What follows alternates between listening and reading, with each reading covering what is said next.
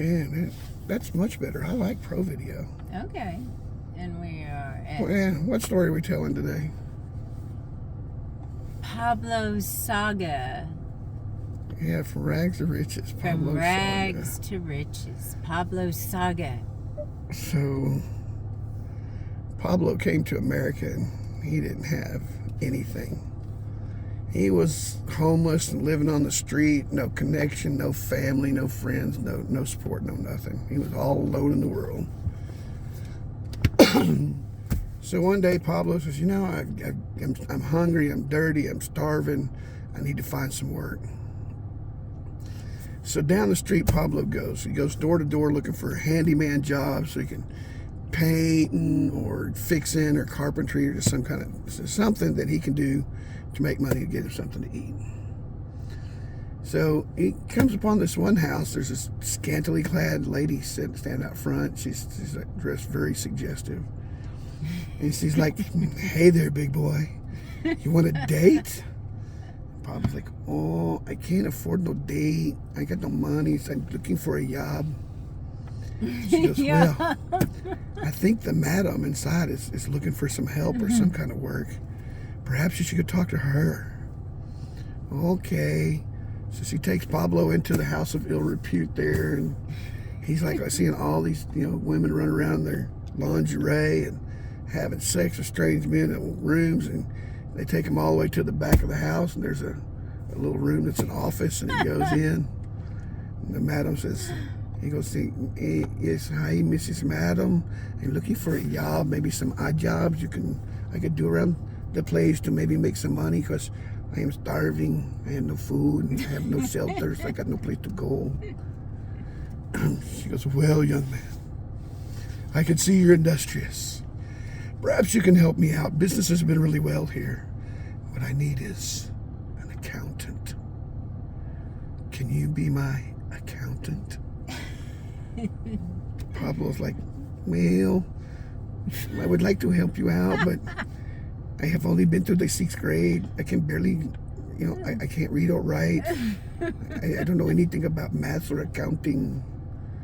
"Well, I appreciate you're industrious, young man. So here's $20. I'm going to have to send you on your way because we have no odd jobs or maintenance to do around here." "Oh, thank you, madam, thank you." So he leaves, and so Pablo's like, "Woohoo, I got $20. I was starving, I was homeless, I'm out in the cold. The first thing I'm going to do is I'm going to go to the grocery store, and I'm going to get some food. I'm going to get the maximum amount of food I can possibly get with this $20. So he goes to the grocery store, and he walks through the grocery store for literally hours. He compares prices on everything. And finally, he comes to the conclusion that a bunch of bananas is the most bang for the buck that he can get for $20. Not like mini bananas. I mean, like a banana bunch. Oh my God. So he buys a bunch of bananas, and he leaves there, and he's like, "Oh, I got like 38 bananas. This will feed me for days." And he goes and he sits down in the park, and he's eating his banana, and this businessman in a suit walks by, and he's like, "Why, young man, those bananas look delicious. Can I buy one of them from you?" "Oh, yeah, I'm always for sharing here." So he gives him the banana. The man gives him $2. Pablo sits down, goes back to eating his banana. Cha-ching! A light bulb goes off. He's had a revelation. If I sell these 38 bananas for $2 a piece, I'm going to make a lot more than $20. I can buy 2 bunches of bananas. So he goes to the park, asks me, "Hey, you want the banana? I'm selling bananas. Bananas for everyone. $2 for the bananas." So he sells the whole bunch of bananas.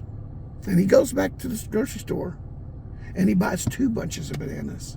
And he goes back to the park bench, and he sits on the park bench, and he's just eating his banana, content as can be. People are coming by. They're buying his bananas. Pretty soon, people just get to know him as the banana man. They're coming every day to the park. They're like the banana man's here. There's Pablo. Pablo, we need bananas. So he buys more and more and more bananas. So pretty soon Pablo thinks, you know what? I bet these people might like mango. So he introduces mango. So then he's selling mangoes and bananas and star fruit, papayas.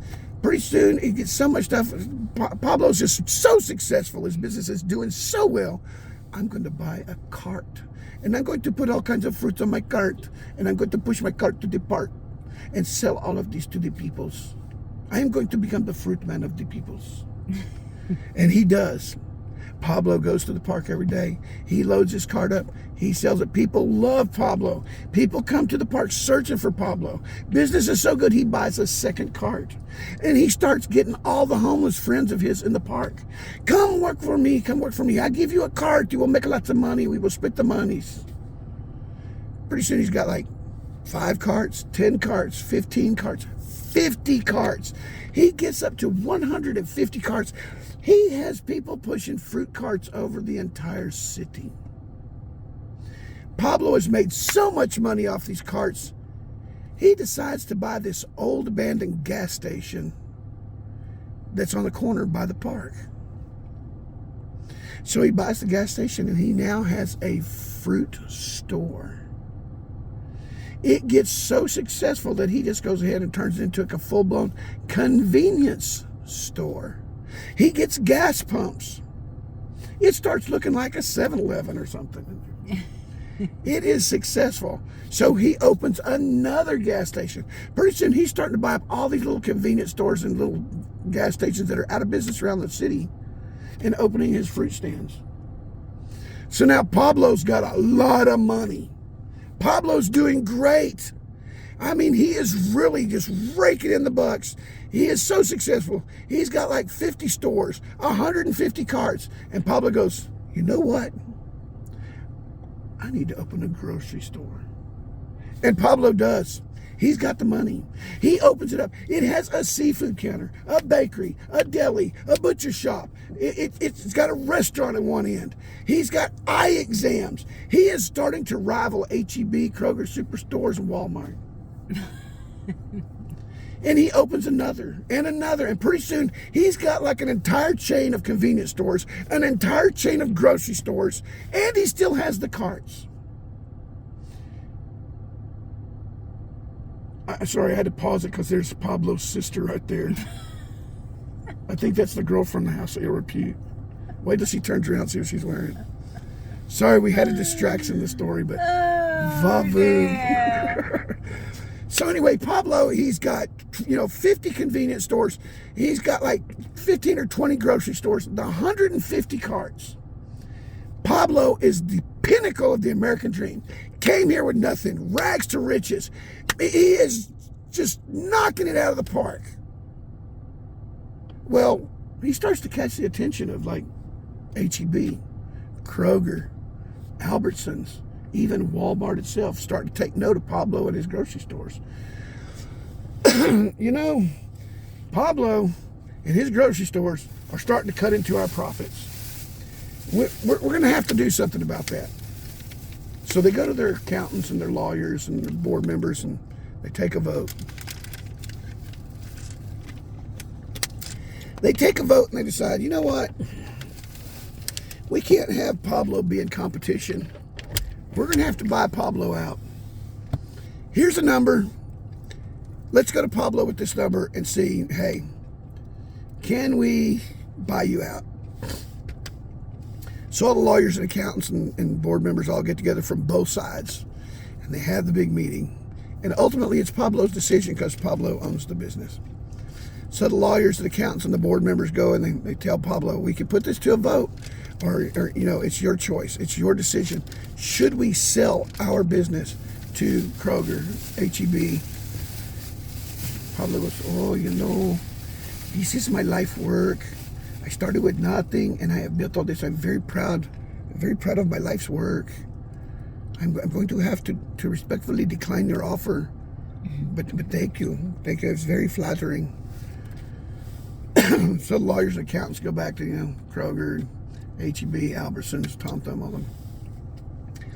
And so, the competition's like, damn, you know what? This guy's really cutting into our profits.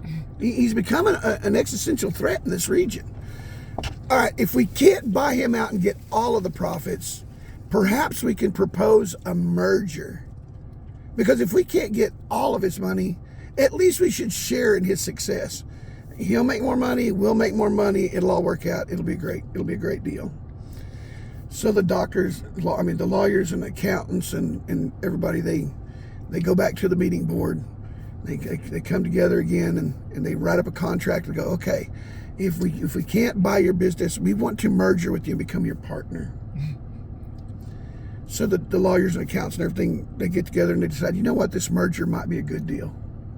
And we're gonna broaden our horizons.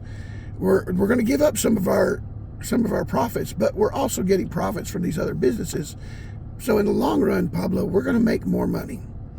Oh, I like that idea. More money is good. But I mean, I've already got more monies. I don't need more monies, but more monies is still good. So they all get together. They fill out the contract. And so, HEB signs the contract. Walmart signs their part of the contract. Albertson signs their part of the contract. Tom Thumb, president, signs his part of the contract. Then it comes to Kroger.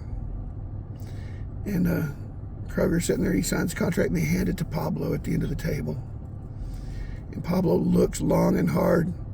Pablo's thinking back in his mind of where it all started with that fruit in the park and how far he's come from the time that he was homeless and lost in the world, had no home, no food, no nothing. Now he's a billionaire and he's about to become partners with Walmart, HEB, Kroger. So they hand the contract to Pablo. It's the moment of truth. Manifest destiny is upon us. Pablo makes an X on the paper. Bill Parker sitting next to him, vice president or president of Kroger. He looks down at the paper and he goes, "What is that?" Pablo goes, "Oh, it's my signature.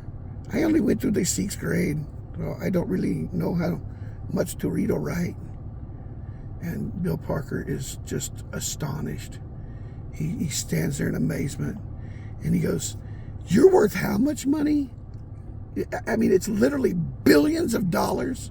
You've built this industry from nothing and you're worth billions of dollars and you have a 6th grade education. Pablo, that is phenomenal. Just imagine, what would you be if you had a full college education?" Pablo contemplates this question for a moment. He ponders and pontificates about it. He looks at Bill Parker and he goes, "I'd be an accountant in a whorehouse." You hung on that long. You deserve a... Oh, shit. Are they coming in here? Oh, it's an ambulance. Yeah, if you hung on that long to the end of that joke, God love you. Tell them what they've won, Don Pardo. Oh, damn. A half a bottle of Ozarka. What do we got in the bag? Man. What are we giving away tonight? If you lay your claim to this thing in the next 30 minutes, a half a bag of M&Ms.